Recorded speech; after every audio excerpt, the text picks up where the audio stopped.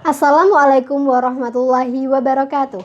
Halo Sobat Jenius, pada kesempatan kali ini kita akan belajar tentang salah satu dari part of speech, yaitu adjective atau kata sifat. Simak video ini sampai selesai ya.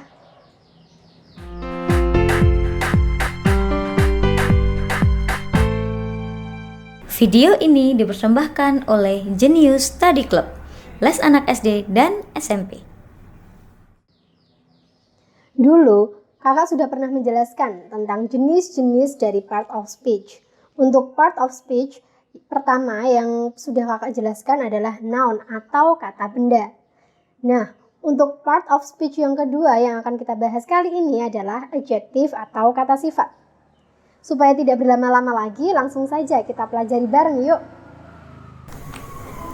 Adjective adalah kata yang menerangkan sifat dari suatu benda atau kata yang menyifati suatu benda atau noun.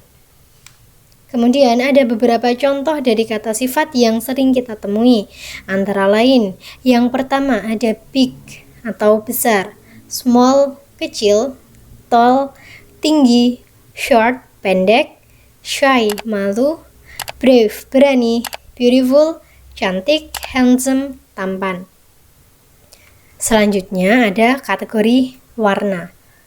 Contohnya red, yellow, blue, green, white, dan lain sebagainya.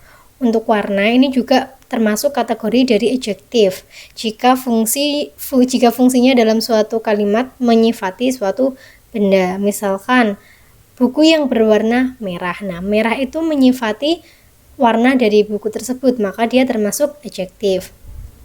Kemudian kategori yang ketiga ada kategori shapes atau bentuk. Ada circle, kemudian square, lalu ada oval. Nah, shapes itu juga masuk kategori adjective jika dia menerangkan suatu benda. Contohnya, meja tersebut berbentuk lingkaran. Nah, berarti lingkaran tersebut menerangkan sifat dari meja. Itu sedikit contoh dari kata sifat ya, karena masih ada banyak lagi kata sifat yang lainnya. Baik, kita akan mencoba menganalisis kata sifat dalam sebuah kalimat. Kalimat yang pertama, she is beautiful. Dia perempuan cantik. Di sini, she merupakan subjek. Kemudian is itu merupakan to be yang fungsinya menghubungkan subjek dan adjective. Nah, beautiful ini fungsinya sebagai adjective.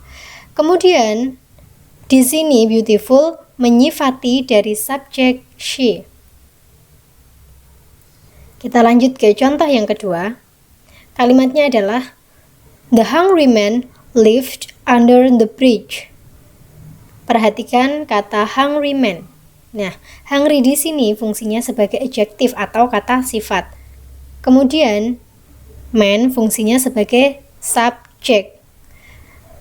Adjective atau hungry di sini dia menyifati man. Kemudian kalau Sobat Jenius perhatikan, posisi adjective dalam dua kalimat tersebut berbeda ya. Untuk kalimat yang pertama, antara subjek dan adjective itu dipisahkan oleh to be, is. Sedangkan untuk kalimat yang kedua, antara adjective dan subjek itu terletak langsung bersebelahan. Oke, supaya tidak bingung, kakak akan langsung menjelaskan tentang posisi kata sifat atau letak adjektif dalam suatu kalimat. Jadi ada dua posisi kata sifat dalam kalimat. Yang pertama, adjektif terletak di depan kata bendanya langsung. Yang kedua, adjektif terletak setelah kata kerja. Oke, kita akan membahas dari yang pertama ya, di mana adjektif terletak di depan kata benda langsung. Kita masuk ke contoh yang pertama. Diligent students. Murid-murid yang rajin. Contoh yang kedua. Oval face. Wajah yang berbentuk oval. Contoh yang ketiga. A red carpet. Karpet yang berwarna merah. Sobat Jenius bisa perhatikan dari ketiga contoh ini. kata yang berada di depan, diligent, oval, kemudian red, itu merupakan adjektif atau kata sifat. Sedangkan kata yang ada di akhir, students, vase, dan carpet, itu merupakan kata benda. Nah, jadi adjektif itu terletak di depan kata benda, sehingga diperoleh rumus adjektif plus noun. Kemudian kita akan membahas yang kedua, di mana adjektif terletak setelah kata kerja. Untuk contohnya kita sesuaikan dengan contoh yang ada di sebelah kiri ya. Kalau tadi diligent students, jika kita mau menggunakan kata kerja, berarti dia berubah menjadi the students are diligent. Nah, the students itu kata bendanya. Benda yang dijelaskan ditaruh di depan. Kemudian harus diikuti kata kerja. Nah, are di sini berfungsi sebagai kata kerja atau to be. Kenapa are? Karena subjeknya itu students yang jumlahnya banyak. Lalu diligent itu berada di akhir atau kata sifatnya ada di akhir.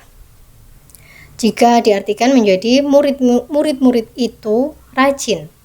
Kemudian contoh yang kedua, yang tadinya oval face, dia akan berubah menjadi the face is oval. Nah, di sini kata kerja atau to be-nya adalah is. Kenapa is? Karena subjek atau noun-nya adalah the face. Kemudian yang ketiga, yang tadinya red carpet, dia akan berubah menjadi the carpet is red. Sehingga dari yang kedua ini, kita peroleh rumus noun ditambah to be atau kata kerja tadi, baru terakhir ditambahkan adjektif atau kata sifat. Oke, sekarang kita akan coba menerjemahkan ke dalam bahasa Inggris ya. Kalimat yang pertama, tas yang mahal. Jika diterjemahkan, dia akan menjadi expensive bag. Jadi expensive itu adalah kata sifat, kemudian baru diikuti kata benda. Kalimat yang kedua, tas itu mahal. Nah, ini masuk ke posisi kata sifat yang kedua tadi ya, di mana diikuti verb atau kata kerja di tengah, sehingga dia menjadi the bag is expensive. Nah, is di sini berfungsi sebagai to be atau kata kerja yang menghubungkan noun dan kata sifat. Kemudian kalimat ketiga, Nindi mempunyai sebuah tas yang mahal. Jika diterjemahkan ke dalam bahasa Inggris menjadi Nindi has an expensive bag. Oke, jika kalimatnya berbunyi ibuku mempunyai hidung yang mancung. Kira-kira bagaimana ya terjemahannya dalam bahasa Inggris? Tulis di kolom komentar ya jawaban kalian. Gimana Sobat Genius? Mudah kan materi tentang adjektif? Sampai di sini dulu ya pembahasan kita. Kita akan bahas part of speech lain di video selanjutnya. Jangan lupa share video ini ke teman-teman kalian ya. Terima kasih sudah menyimak video pembelajaran ini dari awal sampai selesai. Semoga bermanfaat. Wassalamualaikum warahmatullahi wabarakatuh.